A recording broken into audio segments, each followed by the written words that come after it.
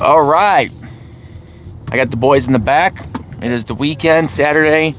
Gonna head to the YMCA for a little bit, and I'm gonna get some little extra work done: biceps, calves, abs, that kind of stuff. Boys are gonna hang out in the kids group, the kids corner. Then we are probably going to get some Panera. But then Lincoln's got tennis, as you can see. He's got his tennis racket. Roman then has a basketball game. Roman's working on being more aggressive, right, Roman? Yeah. That's right, more aggressive. Yesterday, these knuckleheads brought their mattresses from the upstairs downstairs at the end of the steps and jumping off the steps, but whatever. It was last night. And then I was able to show them some wrestling moves, which was fun.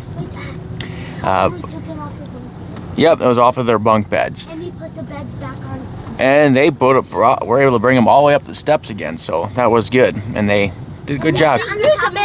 All right, guys, enough. And we put it on the top of the bunk. What did I say, guys? Enough. Sometimes they like the center of attention. And that's one of the things they said before we started, that they weren't going to try to be the center of attention.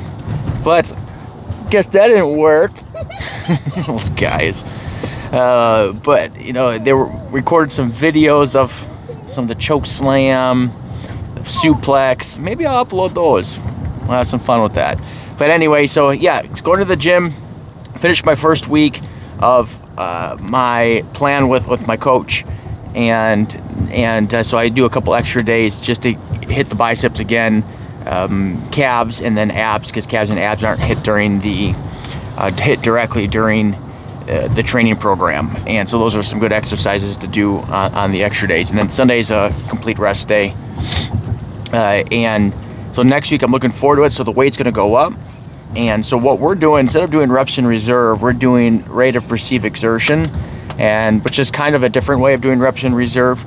So I'm going to do the same sets and reps each week, but the weights are going to progressively go higher until you hit basically your peak, where at the last week of your 0 reps in reserve. And so I'm going to increase the weights. Also work on improving my form, and just constantly, record those videos, send them back to the coach, and make those tweaks and get things better. All right, so let's talk about, guys, what's a business thing we should talk about? Butts. Butts not a business thing. We should talk about closing mortgage. Closings? Whatever. Closing more? Getting more closings? More sales? Yeah, how to get more sales. How to get more sales? Okay, so the boys want to talk about how to get more sales. And so what do we do to get more sales? Well, there's this little, I like to do acronyms with things, or things that memory devices, and those are some cool hawks. But anyway, so if you want to have more closings, you need to have more conversations.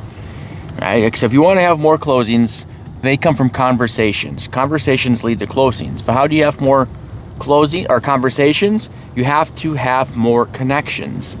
And so if you want to have more closings, you need to have more connections. You need to create more connections. I say connections, not just people that you're just friend requests and just have random stuff, but connections with the intent to try to lead those to a conversation. So the connections is sort of a prospecting tool. A connection could be cold calling.